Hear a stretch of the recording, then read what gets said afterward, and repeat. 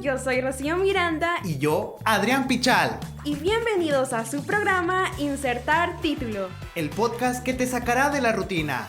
Ajusta el volumen y pasa un buen rato con nosotros. ¡Comenzamos!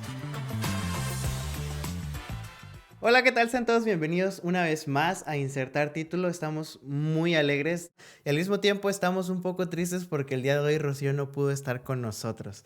Entonces, pues me dejó la chamba a mí, así que vamos a empezar con este bello programa. Les agradecemos mucho por sintonizarnos, por estar con nosotros. Y el día de hoy tenemos a un invitadazo, un invitado que necesita una presentación digna de él mismo. Su nombre es...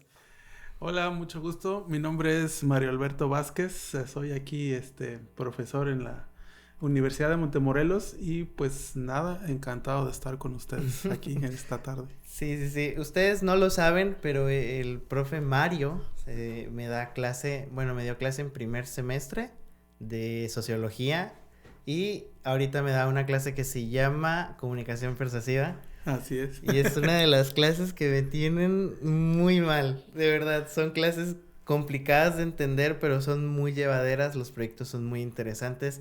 ¿Nos puede comentar un poquito acerca de a qué se dedica? Sí, claro, pues ya voy a hacer 11 años en la docencia. Ha sido pues un recorrido interesante.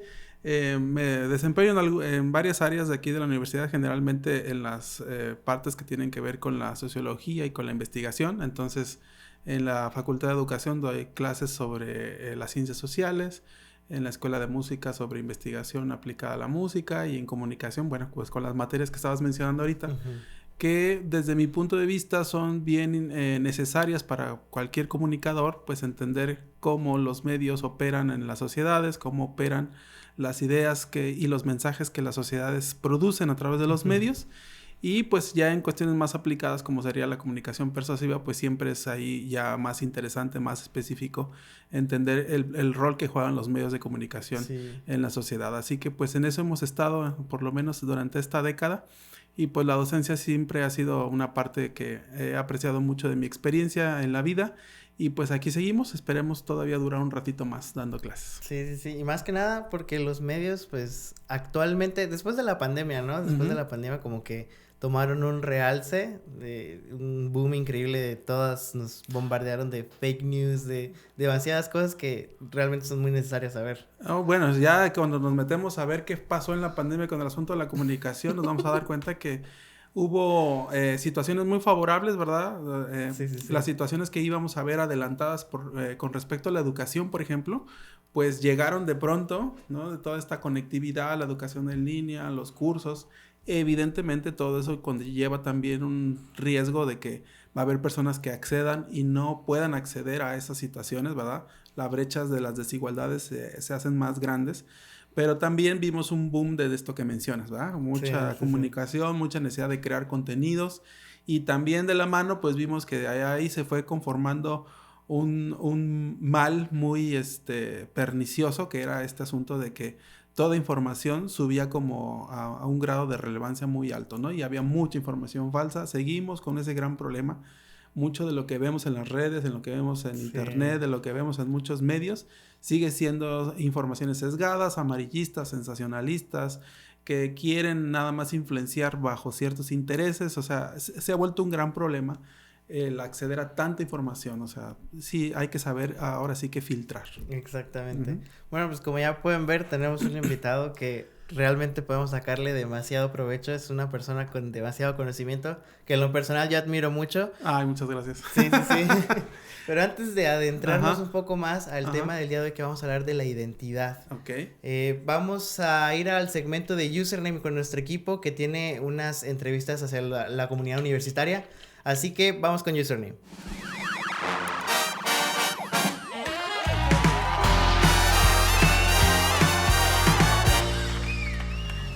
Las ideologías actuales, así como las diferentes redes sociales, influyen mucho en la identidad de los jóvenes actualmente. ¿Será positivo o negativo el poder que ejercen estas? Veamos qué dicen nuestros usuarios al respecto. ¿Sientes que perteneces a una generación que carece de una identidad clara o definida? Sí, porque a través del tiempo nosotros vamos intentando ser alguien o intentando imitar a las personas. Y aún así tomamos varias personas, nos comparamos y por eso mismo buscamos una identidad, ¿no? Creo que actualmente yo lo que estoy viviendo es que no vivimos o mi generación vive en algo que ni siquiera está definido, está claro. Creo que es por la falta de conocimiento, la falta de la lectura, de que nosotros nos interesemos por saber qué es lo que queremos. Creo que en el tiempo de ahorita los jóvenes no sabemos qué queremos, no estamos definidos y no estamos claros. ¿Qué impacto crees que tienen las presiones sociales y culturales en la construcción de la identidad de los jóvenes hoy en día? Yo creo que afecta demasiado y tiene un impacto tanto positivo como negativo, porque depende de las cosas que te nutras en redes sociales. Puede que sean cosas buenas, te aporten para algo bien, pero también conductas negativas también empiezan a perjudicarte. Pues las redes sociales encontramos a los que son los influencers y mayormente nosotros los jóvenes pues nos guiamos en los influencers. Entonces, por medio de las redes sociales, a base de los influencers, mayormente buscamos nuestra identidad. ¿Crees que la falta de identidad clara puede tener consecuencias negativas en el bienestar emocional y social de los jóvenes? Yo considero que sí. O sea, cuando no tienes una identidad clara sobre lo que tú quieres ser, lo que quieres expresar, tratas como que de imitar a alguien. Entonces considero que cada uno debemos de ser únicas y de identificarnos con nosotras mismas. Cuando yo no sé quién soy, puedo excusarme enfrente de otras personas o puedo fingir ser otra persona o alguien que realmente yo no conozco que soy por encajar o por intentar caerle bien a alguien más. Entonces, si no sé quién soy, no puedo mostrar o dar lo que realmente quisiera, y eso pues me afecta a mí emocionalmente porque pues quiero mostrar o quiero ser alguien, pero pues no sé cómo hacerlo. Mira, por aquí tenemos una pregunta muy interesante para ti, la cual dice: ¿qué estrategias utilizas para explorar y definir tu propia identidad en medio de la incertidumbre generacional? Cuando me encuentro frente a una situación donde mi identidad es probada, algo que me gusta hacer es escribir. Escribir te ayuda mucho a aclarar tus ideas y te ayuda también a preguntarte pues quién eres, por qué haces lo que haces, y así uno puede mantenerse firme ante situaciones donde pues uno es probado, ¿no? La terapia ayuda bastante. Bueno, la terapia es una base bastante buena para conocerse, para trabajar en uno mismo. Uno nunca deja de conocerse porque vamos creciendo y vamos aprendiendo nuevas cosas de nosotros, y más en esta etapa en donde llegan nuevas cosas y pues muchos cambios. Entonces, algo fundamental, pues digo, que la terapia. ¿Cuáles crees que son los factores que contribuyen a la falta de identidad en tu generación? El miedo a encajar, porque lamentablemente estamos en una sociedad en la que el encajar es un punto clave, entonces el miedo al encajar también es algo que pues nos afectaría mucho. Uno de los factores puede ser la procrastinación, al igual que estar encerrado en las redes sociales, como por ejemplo buscamos validación y aceptación de las demás personas. Pero a veces es tanta la validación que nosotros queremos del exterior que nosotros mismos nos olvidamos, ¿no? de validación interior. Muy interesante, muchas gracias por tus respuestas. ¿Qué cambios crees que podrían ser necesarios a nivel cultural, social o político para fortalecer la identidad en tu generación? Creo que implementar algunos talleres o clases en, no sé, ya sea públicos o incluso en el aula de clase, para que así uno pueda saber qué hacer frente a una situación y no dejarse llevar por lo que todos dicen, que es lo más famoso y más común. Necesitamos identidades fuertes que no se doblen, y creo que podría ser una estrategia. Qué interesantes estuvieron las respuestas de nuestros usuarios, ¿no crees, Esme? La verdad que sí, siempre dicen algo muy muy bueno, más sobre este tema. Pero llegó el momento de regresar al estudio con nuestros conductores y nuestro invitado especial. ¡Ey! Pero recuerda, el título lo tienes tú.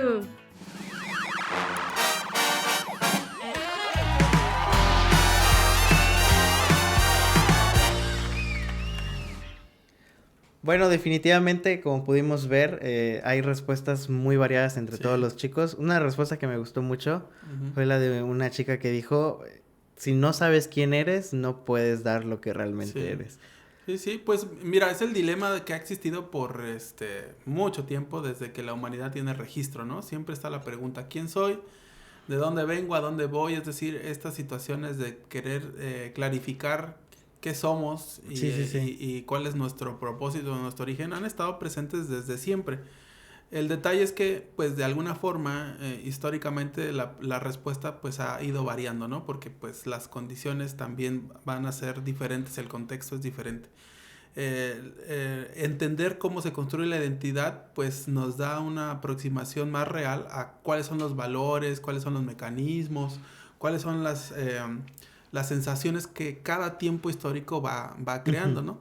Si tuviéramos primeramente que dar una definición de identidad, tendríamos que decir que es este conjunto de creencias, este conjunto de características, de valores, de experiencias que definen a una persona. Y entonces, para poder crear una identidad necesitas un proceso de socialización. Así que, ¿qué sería socializar? Pues es la manera en que te configura tu grupo, en la que te configura la sociedad, para que interiorices, pues, normas, valores, creencias, reglamentos, roles. Ahí es donde sale el constructo social, ¿no? Sí, claro, definitivamente. Sí. Yo sé que es un término que más ahorita que se ha usado mucho, y qué pasa cuando un término o un concepto se usa mucho, se vicia, pues también como que ya no se sabe realmente a qué está apelando el concepto, ¿va? Entonces prácticamente tú dices, todo es un constructo social y ya te dan tu título, ¿no? Aquí está tu título de lo que quieras en ciencias sociales.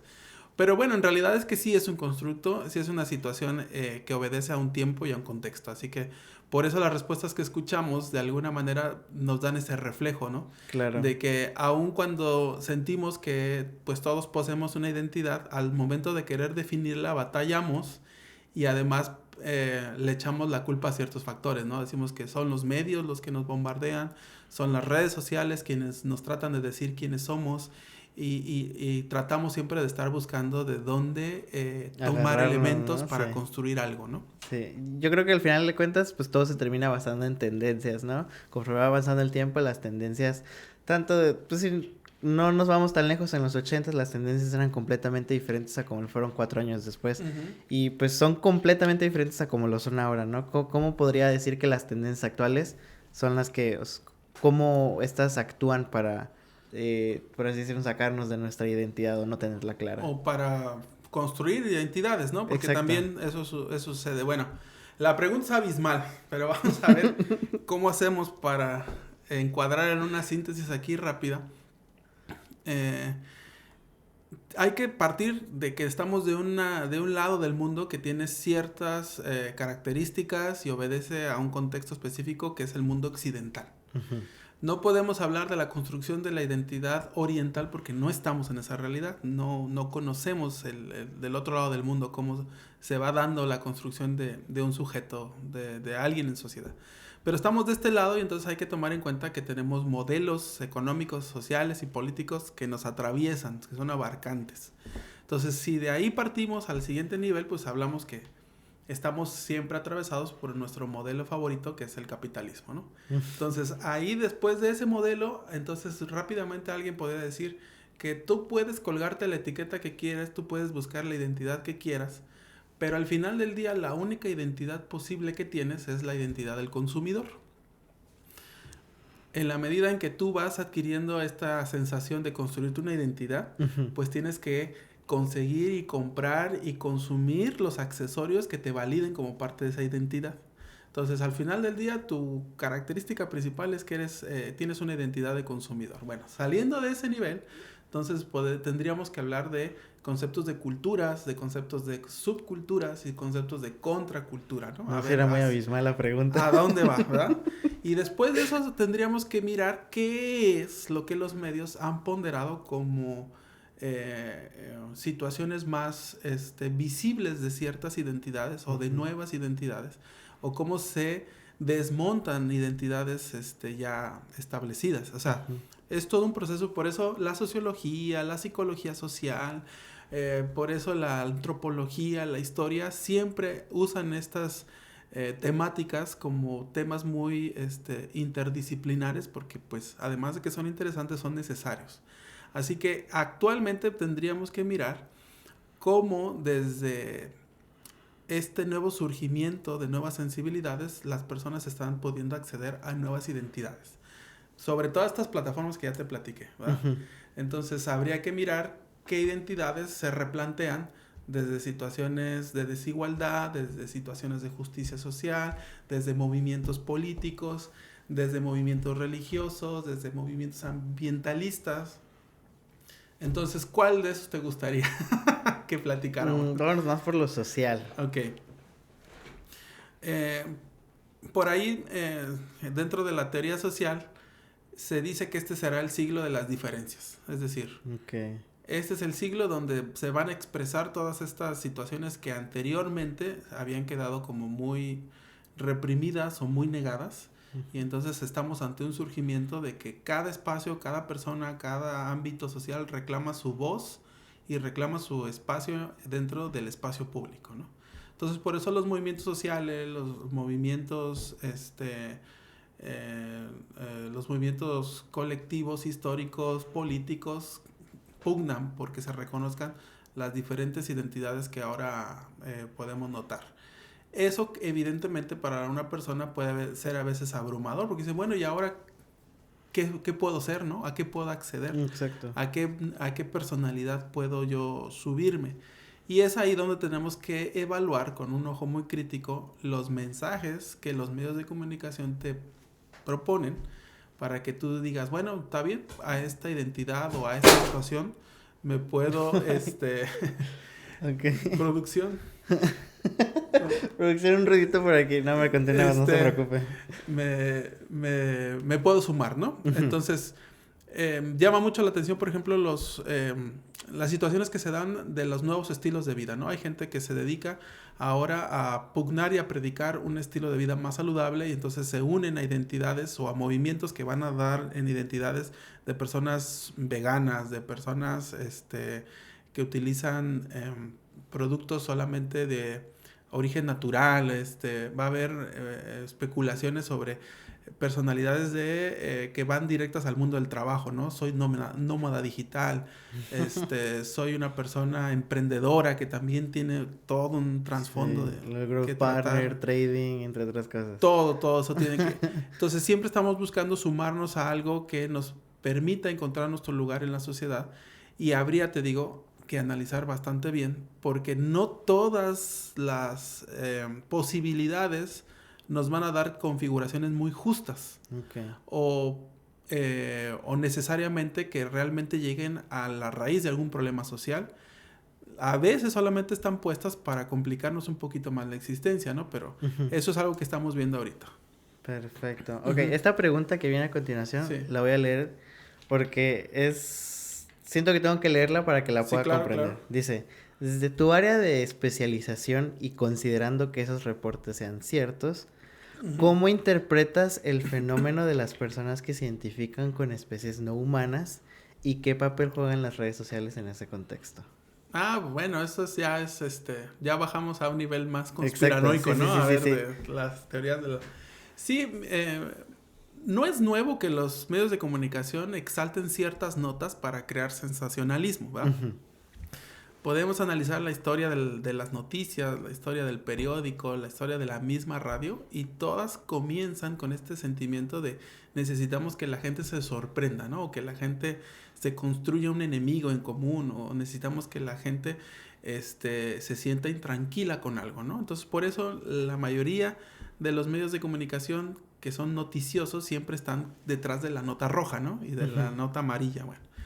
Entonces, cuando surgen situaciones así, de que por allá en algún lugar del mundo una persona, ya no se siente una persona humana, ¿no? Como tal, sino ahora se siente, no sé, un Anunnaki, un reptiliano, o una persona que viene de otro planeta, o que se puede identificar a veces hasta con situaciones más específicas, en todo caso, como sería la transespecialidad, ¿no? Que me siento un animal, un gato, un perro, lo que ustedes quieran, pues los medios utilizan esas notas que pues tendríamos que hacer todo un análisis de ver realmente si es una nota real, si está dada bajo los términos que cuenta la nota, si no se construyó falsamente por buscar un interés de otras personas. Tendríamos que hacer todo un análisis para asegurar que la nota está partiendo de una veracidad ya probada. Si eso fuera así, pues tendríamos que mirar en qué punto esa situación obedece más a un trastorno de la personalidad, a una situación de salud mental, que a la validez real de una búsqueda de identidad.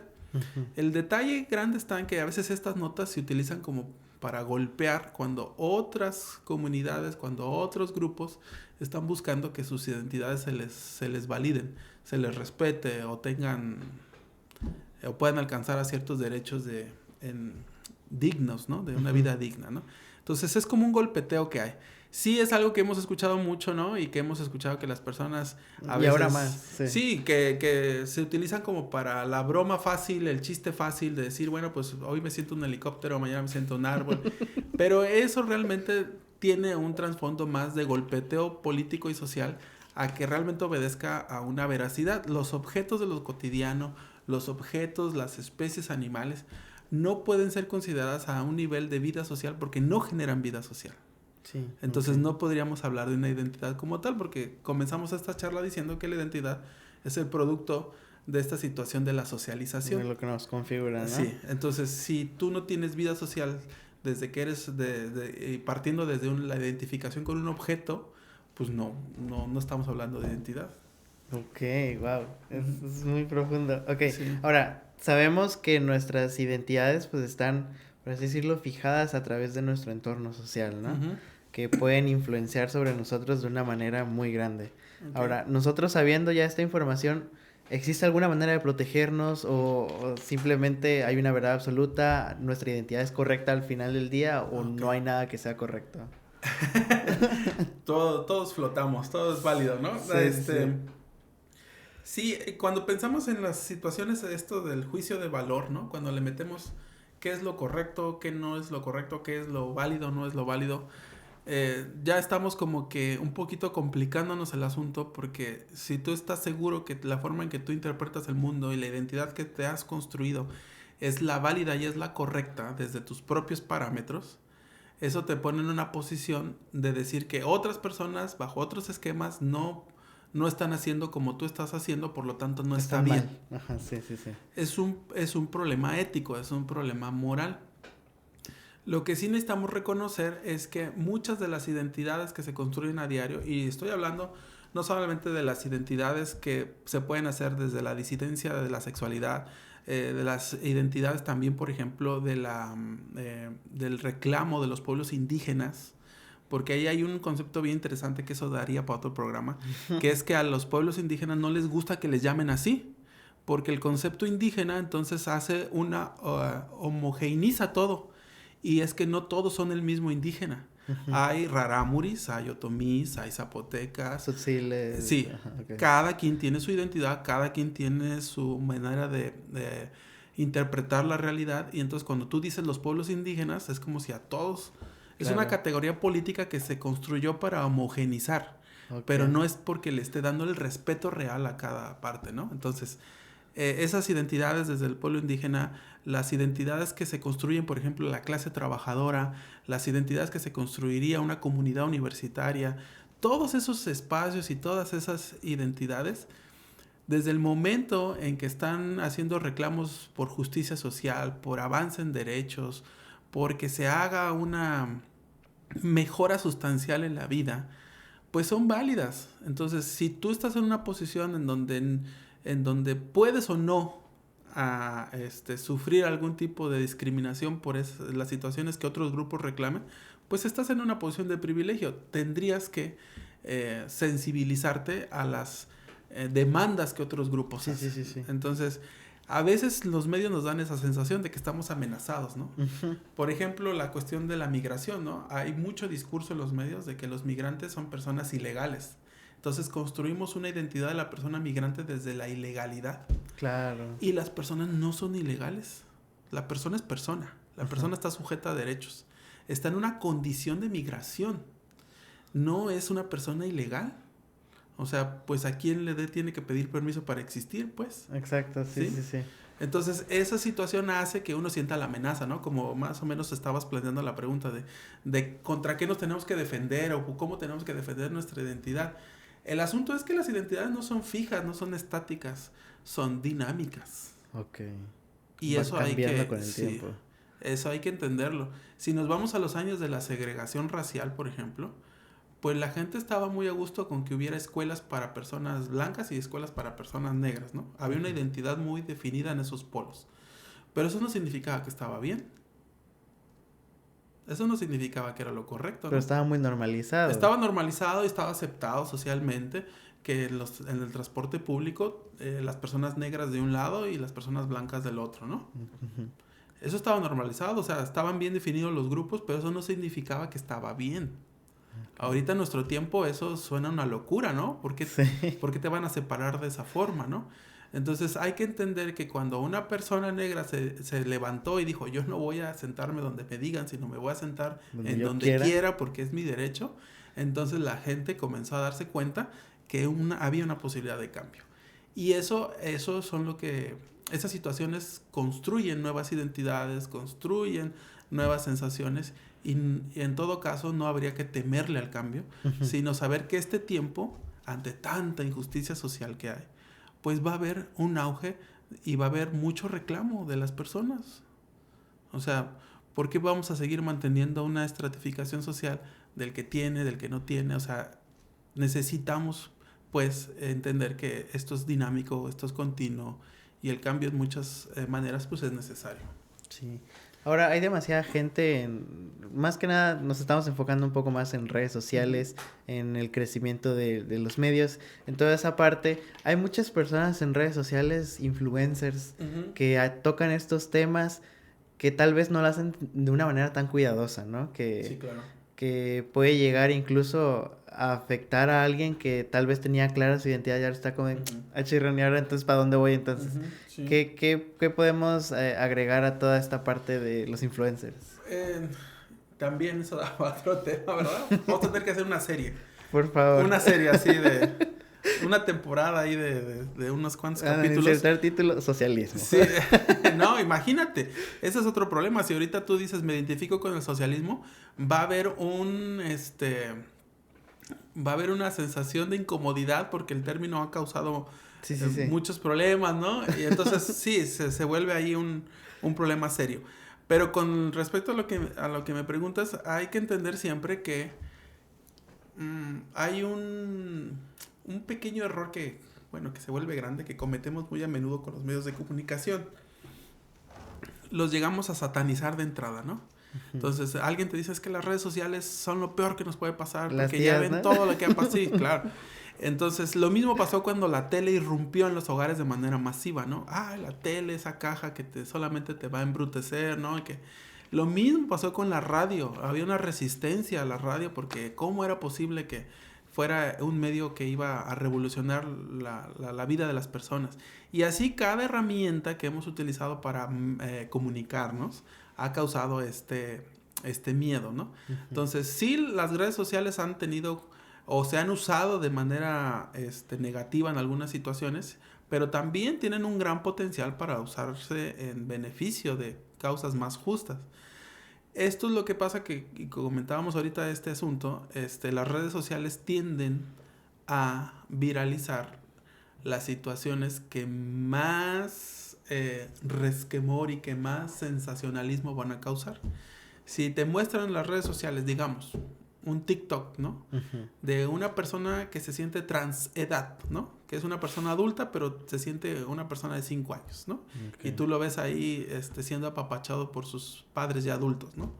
Si tú ves a una persona que se siente transespecie, ¿no? Que dices, se siente perro y vive su vida ahora como un perro, ¿no? Esas situaciones que son sumamente polarizantes, atípicas y que, te vuelvo a mencionar, tendríamos que analizar muy de fondo qué tan veraces son. Lo que hacen es que la gente cobre esa sensación de que, mira, por las redes sociales, todo lo que pasa, ahora la gente puede acceder o pensar de la forma que quiera y nos da ese temor de que el mundo se está desconfigurando en un montón de posibilidades y que yo ya no sé qué es lo que me toque el día de mañana. Okay. Eso obedece a los algoritmos. Hay que reconocer que las personas, o mejor dicho, la gente que está detrás de estas redes sociales, busca la mayor cantidad de vistas, busca buscar la nota que más viralidad le va a proporcionar. Claro. Y que no siempre actúan desde un ojo muy crítico, ¿no? Porque van a volver viral eso, pero no vuelven viral al político que defraudó a un país entero por millones, ¿no? de dólares. No se le da tanta cobertura a la empresa que está contaminando los mares, no se le da cobertura a la refresquera que se está llevando el agua, ¿no? De los estados de la República en México, no se le da cobertura a las empresas del agua que están saqueando el agua de las comunidades. Entonces no podríamos adjudicarle a las redes sociales como tal toda esta crisis. Son herramientas. Nosotros decidimos cómo usamos las herramientas. Okay. Si nos organizamos para demandar calidad en las herramientas, pues otra situación va a ser. Entonces, es muy fácil culpar a la herramienta, ¿no? Por la culpa de la herramienta, la gente no sabe qué pensar ahora. Pues la herramienta hasta el día de hoy, ¿verdad? Exceptuando lo que viene con las inteligencias artificiales, hasta el día de hoy las manejamos los seres humanos, ¿no? Claro. Entonces, sí habría que repensar esto y sobre todo también ser muy críticos de los mensajes. Okay. No podemos negar que estamos en una época en donde pues la gente busca su espejeo en las redes sociales, ¿no? Okay. ¿Cuántos likes? ¿Cuánta gente me compartió? ¿Cuánta gente está de acuerdo conmigo? ¿Cuánta gente le parezco atractivo, atractiva? O sea, eso está. Pero eso ha existido siempre en otros formatos también. Entonces, lo que realmente debe ser la plática es cómo hago para que la herramienta sirva para causas más justas. Exacto. Pienso yo. Pues sí, o sea, al final de cuentas, el proceso de donde nosotros nos deconstruimos, por así decirlo, o nos damos cuenta de dónde estamos realmente, es un proceso bastante complejo. ¿Cómo describiríamos este proceso de una construcción de una identidad? También es algo muy ahorita en tendencia a hablar de la deconstrucción. Uh-huh. Este término viene desde las cuestiones estas cuestiones vienen desde la situación del postestructuralismo, desde teóricos como Jacques Derrida, que hablaba de la deconstrucción uh-huh. del pensamiento, y que es básicamente pues que tú desmontas los conceptos. Te hablaban de un concepto de masculinidad, te hablan de un concepto de feminidad que tú aprendiste por la manera en que te socializaron, y bueno, ahora toca desmontar las partes que pueden ser mejorables. Claro que en el desmonte, que es como cuando tú desarmas una figura de Lego, a veces se te puede perder una pieza o ya no sabes cómo iba y te cuesta trabajo volver a ver todo el conjunto. Justo estamos en ese periodo histórico donde todavía no tenemos completa la imagen. Okay. Pero vamos tratando de encontrarle un sentido a la imagen. Las generaciones que vengan no sabemos cómo se van a configurar totalmente este asunto, pero sí hay un replanteamiento de todas estas situaciones y a mí me parece que es un replanteamiento justo. Por ahí hay muchas etiquetas que se utilizan. Por ejemplo, si tú le dices a una persona que se está repensando sus roles tradicionales, que se está repensando su forma de vivirse, le puedes decir, es una persona woke, ¿no? O es una persona deconstruida. Sí. Y lo puedes hacer desde un asunto peyorativo o desde un asunto positivo, ¿no? Claro, antes estos conceptos eran como algo constructivo, ¿no? Se notaba que había una intención de mejoría, ¿no? Exacto. Me han dicho siempre que así es la vida, pero quiero ver cuánto realmente es así como me la contaron. Uh-huh.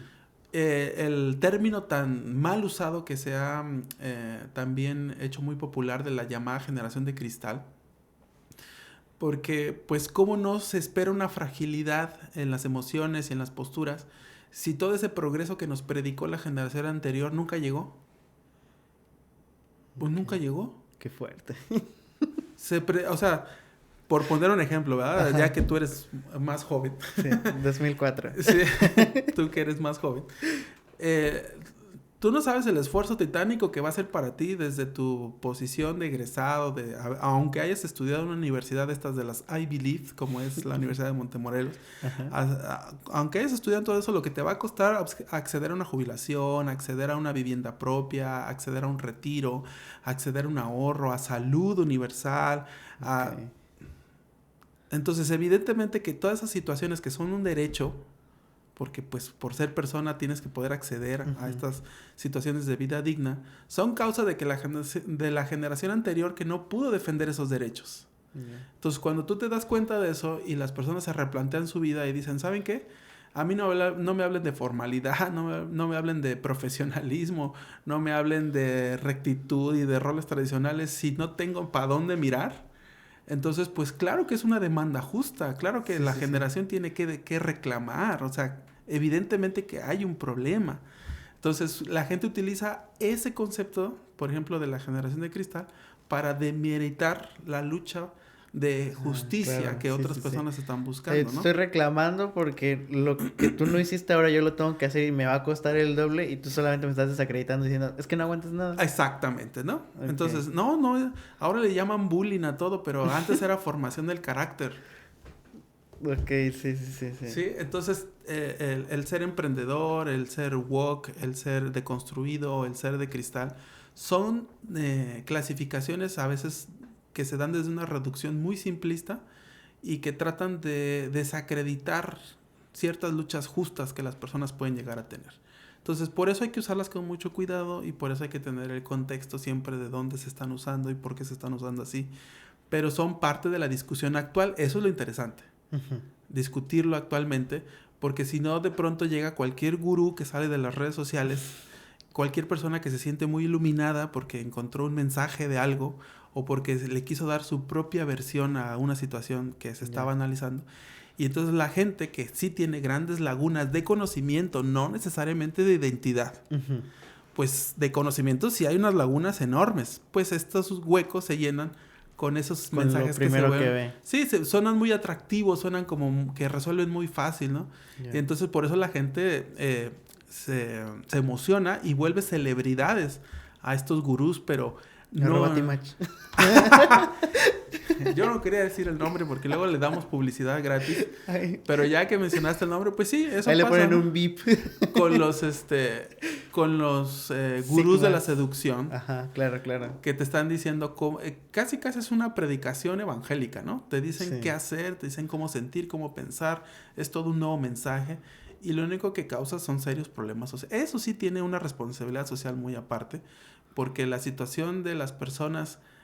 que están muy clavadas en ese asunto, ha llegado hasta suicidios de hombres jóvenes, y eso sí ya es una responsabilidad muy grande. Sí, ¿no? sí. Lo mismo pasa con los gurús del dinero, ¿no? Que te dicen, sigue mis consejos y vas a ser millonario, ¿no? Vas a ganar 10,000 pesos al mes. Lo cual a la semana, ojalá al mes. Por supuesto que no es así. Justo hoy estaba leyendo una nota de movilidad social que decía que para que tú llegues a acceder a una clase alta, a lo que realmente es una clase alta, la movilidad social tendría que... se va a tardar en actuar en ti unos 200 años. Okay. Si a duras penas llegamos a los 80...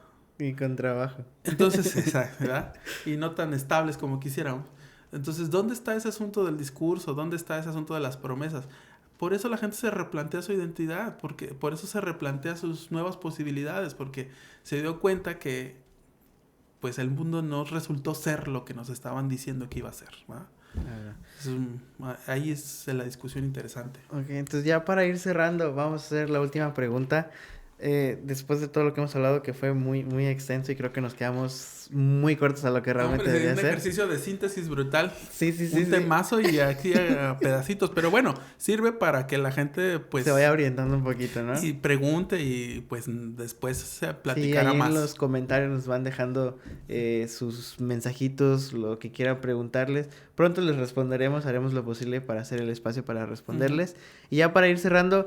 Entonces, ¿cómo podríamos nosotros construir una identidad? ¿A partir de qué? Pues es lo que mencionaba hace ratito. Son situaciones dinámicas. Uno se replantea constantemente en dónde estás parado, dónde estás posicionado. Y justamente ese cuestionamiento que te hagas a tu realidad te va a permitir constantemente estar replanteándote la identidad que tienes. No significa necesariamente que en todo caso abandones todo lo que has creído hasta el día de hoy. También es una nueva oportunidad para reafirmar lo que ya crees y para reafirmar ciertos valores que pues son muy necesarios, ¿no? La cuestión de la espiritualidad, la cuestión de la empatía, de la cooperación, de la solidaridad, el servicio abnegado. Todos esos elementos configuran una identidad pues bastante necesaria en el día de hoy. Uh-huh. Eso es un hecho, eso es una situación que se da, ¿no? Entonces, en ese juego de estarnos construyendo desde la necesidad de servir al otro, de ayudar a la otra persona, pues yo creo que hay bastante espacio de crecimiento, de formarnos a algo mucho más equilibrado que el simple hecho de creer que pues valgo a partir de lo que poseo, a partir de lo que acumulo, ¿no? Que generalmente es la identidad que más se busca. al iniciar la charla yo te decía que podíamos cerrar así el capítulo muy drásticamente diciendo que la única identidad válida es que tenemos una identidad de consumidores. Y ahí lo podríamos dejar. Pero pues podríamos ir también por este otro lado de construirnos una identidad que nos permita siempre mirar de qué manera podemos mejorar y ayudar a otras personas.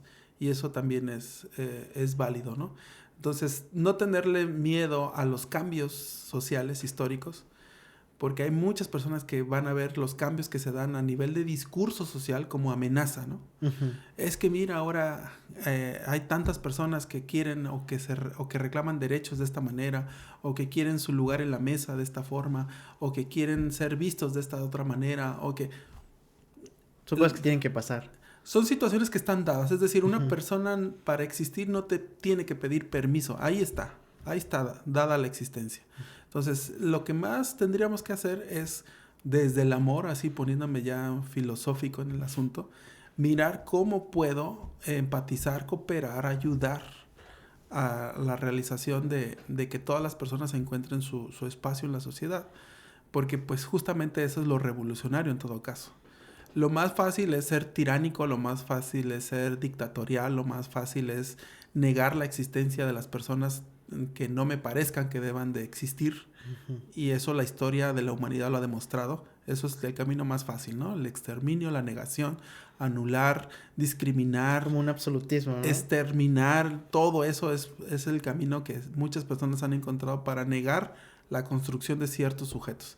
Pero pues yo creo que nos conviene caminar por el otro lado y no tenerle miedo y entender que este asunto de las identidades es algo dinámico. Yo espero, ¿verdad? Yo se lo digo a mis alumnos, que así como entras a la carrera y así como entras a la universidad, no seas la misma persona al salir, porque si no, entonces ¿de qué te sirvió la educación? Claro. Eso es parte del mismo proceso.